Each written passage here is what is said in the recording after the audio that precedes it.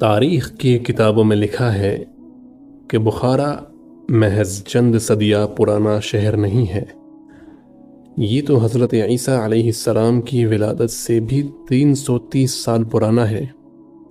جب سکندر اعظم یہاں سے گزرا، یہ اس وقت بھی تجارت و ثقافت کا اہم مرکز تھا۔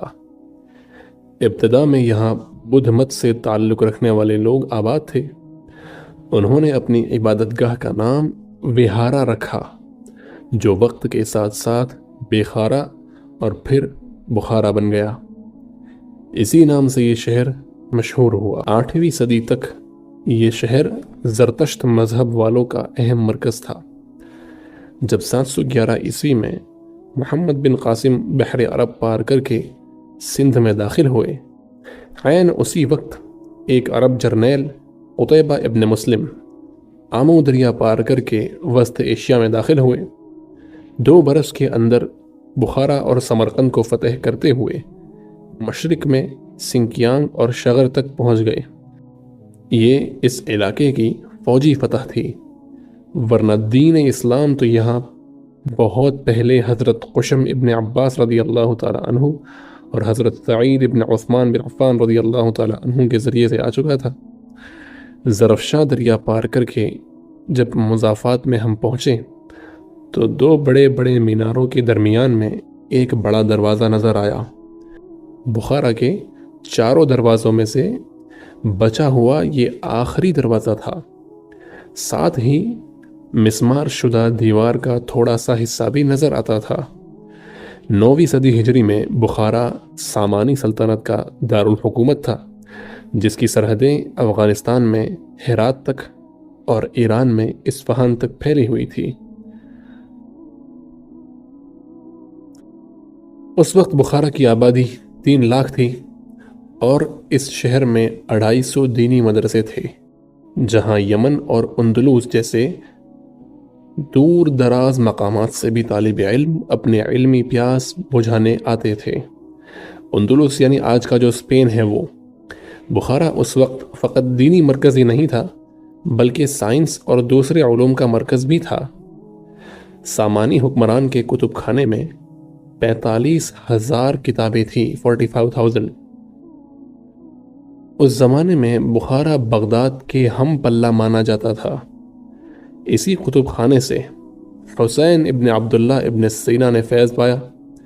ابن سینا نے سب سے پہلے ارسطو کا ترجمہ عربی میں کیا، پھر ایک کتاب القانون لکھی جو آج تک علم طب کی انسائکلوپیڈیا مانی جاتی ہے۔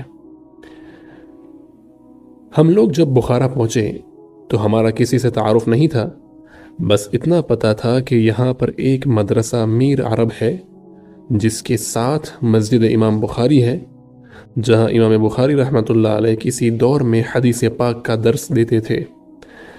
میر عرب مدرسے کا نام شروع میں امیر عرب کے نام پر تھا، مگر 300 سال میں یہ میر عرب کے نام سے مشہور ہو گیا۔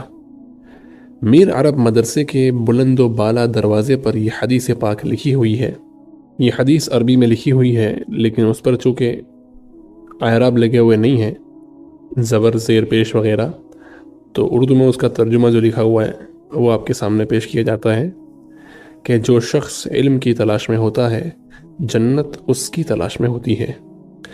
اس مدرسے میں تقریباً 200 طلباء کے ٹھہرنے کا انتظام تھا۔ یہ 2 منزلہ خوبصورت مدرسہ روسی انقلاب کے ہاتھوں سے بچا رہا۔ اب یہ ازبکستان کے بڑے مدارس میں سے ایک مدرسہ ہے۔ جب ہم لوگ مدرسے میں پہنچے تو جمعہ کا دن ہونے کی وجہ سے وہاں چھٹی تھی، طلباء گھروں کو جا چکے تھے۔ البتہ کچھ اساتذہ موجود تھے، ان سے تعارف ہوا تو انہوں نے پہلے تو چائے سے ضیافت فرمائی، پھر ان میں سے ایک نے کہا کہ آج جمعہ کا خطبہ مسجد امام بخاری میں آپ ہی دیں۔ نماز کا وقت قریب ہو چکا تھا۔ ہم لوگ مدرسے کے سامنے بنی ہوئی بالائے حوض مسجد میں آ گئے۔ اس مسجد میں کم و بیش 50,000 آدمی نماز پڑھ سکتے تھے۔ اس کی تعمیر اس انداز سے کی گئی تھی کہ بغیر سپیکر کے تقریر کی جائے تو بھی آواز دیواروں سے ٹکراتی بلخاتی حاضرین کے کانوں تک پہنچ جاتی تھی۔ تھوڑی دیر کے لیے امام خطیب مولانا جان محمد کے کمرے میں بیٹھے۔ امام صاحب حالات کے متعلق سوال کرتے رہے۔ پھر انہوں نے مولانا عبداللطیف صاحب سے تعارف کروایا کہ یہ عالم اس وقت وفاق المدارس ازبیکستان کے صدر ہیں اور بچوں کا امتحان لینے کے لیے آئے ہوئے ہیں۔ ہمارا ارادہ تھا کہ مولانا جمعہ کا خطبہ دیں، لیکن جب مولانا نے آپ کا چہرہ دیکھا تو کہنے لگے کہ آج کا خطبہ یہ شیخ دیں گے، میں ان کی ترجمانی کروں گا۔ جب خطبے کے لیے مسجد میں آئے تو مسجد نمازیوں سے کھچا کھچ بھری ہوئی تھی۔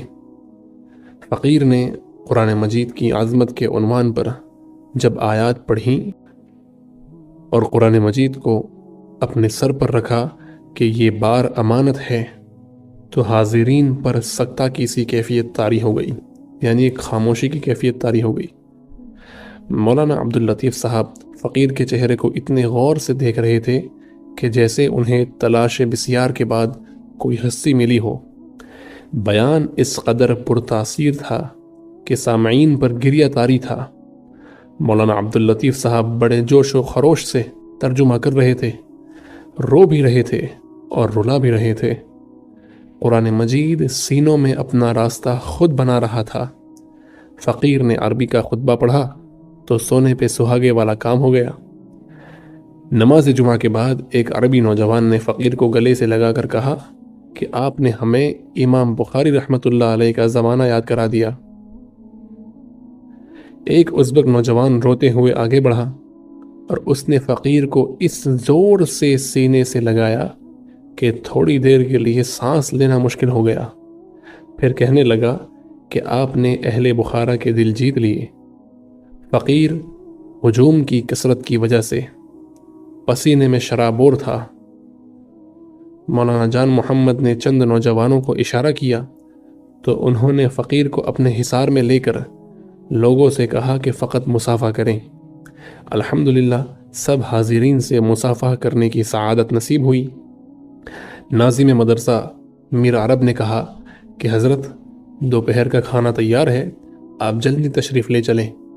جب ناظم صاحب کے گھر پہنچے تو انہوں نے اندازاً 50 آدمیوں کے کھانے کا بندوبست کیا ہوا تھا۔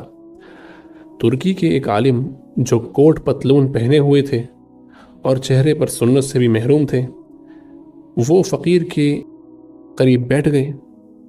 ناظم صاحب نے فقیر کا تعارف حاضرین محفل سے کروایا۔ مدرسہ میر عرب کے ناظم امور اقتصادیات اور ناظم تعلیمات بھی آئے ہوئے تھے۔ ترکی عالم نے فقیر سے پوچھا کہ آپ کا تعارف کیا ہے؟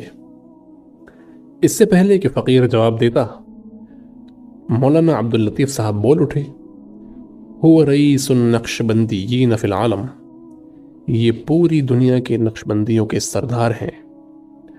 ترکی عالم اس جواب کو سن کر ششدر رہ گئے اور پھر کہنے لگے کہ فی پاکستان اور فی العالم، یعنی صرف اپنے ملک کے ہیں یا پوری دنیا میں؟ مولانا نے کہا فی العالم لا ریب فیہ، پوری دنیا میں، اس میں کوئی شک نہیں ہے۔ فقیر اپنے دل میں اپنے آپ کو ملامت کر رہا تھا کہ تیری حالت اتنی خراب، مگر تیرے پروردگار کا تجھ پر اتنا کرم، اب تو چاہیے کہ تو اپنے رب کے نام پر قربان ہو جا۔ دل سے جواب آیا، یاد میں تیری سب کو بھلا دوں، کوئی نہ مجھ کو یاد رہے، تجھ پر سب گھر بار لٹا دوں، خانہ دل آباد رہے، سب خوشیوں کو آگ لگا دوں، غم سے تیرے دل شاد رہے، سب کو نظر سے اپنی گرا دوں، تجھ سے فقط فریاد رہے، اب تو رہے بس تا دم آخر، ورد زبا اے میرے الہ، لا الہ الا اللہ، لا الہ الا اللہ۔ بکری کا گوشت اتنی مہارت سے بھنا گیا تھا کہ سب حاضرین اس کی خوشبو سے بے قابو ہوئے جا رہے تھے۔ اہل کھانا نے کہا، یعنی جو گھر والے تھے، جو میزبان تھے، انہوں نے کہا کہ کھانا تناول فرمائیں۔ سب حضرات نے مزے لے لے کر کھانا کھایا۔